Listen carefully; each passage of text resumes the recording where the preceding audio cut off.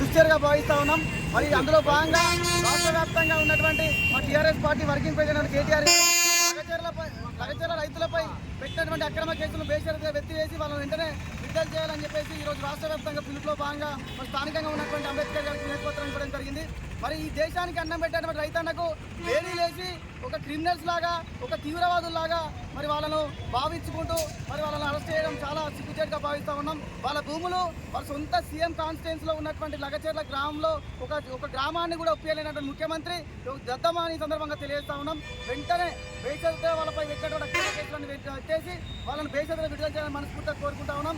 రాబోయే రోజులలో ఏవైతే రైతులకు కానివ్వండి, అదే ప్రజలకు కానీ ఇచ్చినటువంటి హామీలు కనుక ఇవాళ దశల వారీగా మరి టీఆర్ఎస్ పార్టీ చేసేటువంటి కార్యక్రమాలు ప్రజలకు తీసుకెళ్లి భవిష్యత్ రోజుల్లో టీఆర్ఎస్ పార్టీ తరఫున చేసేటువంటి కార్యక్రమాలకు కాంగ్రెస్ పార్టీ నాయకులు ఏ ఒక్కరు కూడా గ్రామాల్లో తీయకుండా చేసే విధంగా చర్యలు తీసుకోబోతున్నాం తెలుసుకుంటూ